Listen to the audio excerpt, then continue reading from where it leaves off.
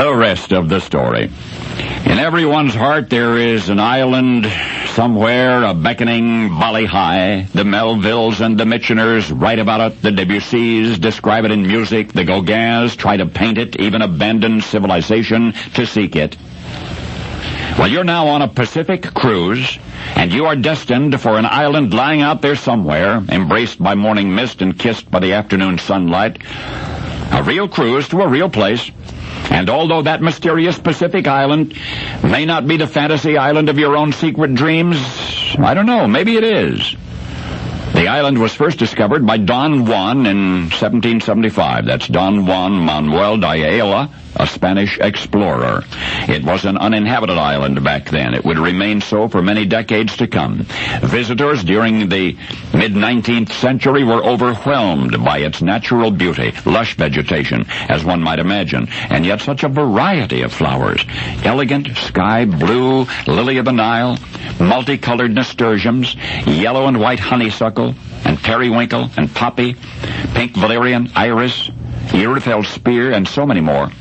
And did I mention the century plants? Huge blue-green leaves, dusters of yellow flowers adorning stalks 40 feet tall, and ice plants, the iridescent flowers of which bear hundreds of magenta petals.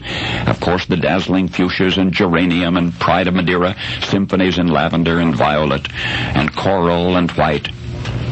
A dozen varieties of birds grace the branches of the cypress trees and the giant eucalyptus. More than 150 feet high, those eucalyptus. Today's visitors to this fantasy island stand incredulous at the sight. It's as close to another world as this world has to offer. And that's why almost 500,000 tourists answer its call each year. Cruises are booked well in advance. The passengers include families and lovers, adventurers with cameras and binoculars draped around their necks, for in everyone's heart there is an island in the Pacific. But this is not just any Pacific isle. This one belongs to us. It belongs to the United States of America, so you don't even need a passport. In the years since it became civilized, some of the world's best-known personalities have called that island home. Some left after a few years, and others remained there for the rest of their days.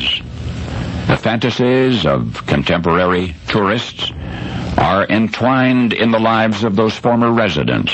One sees reminders of them everywhere. If there is magic on the island, it's because of their ghosts. No one lives there anymore. People only visit. It's almost as though that Pacific Isle were meant to be uninhabited, just as the Spaniards found it more than 200 years ago. For those who once did live there were never really happy. People like Stroud and Sobel, and Bates and Cohen, and Carpus and Kelly, and Capone. It used to be the cruise nobody wanted to take. Now almost 500,000 people pay to visit each year the Pacific Island off the San Francisco coast, where today's fantasies were yesterday's nightmares. The island of Alcatraz. Now you know the rest of the story.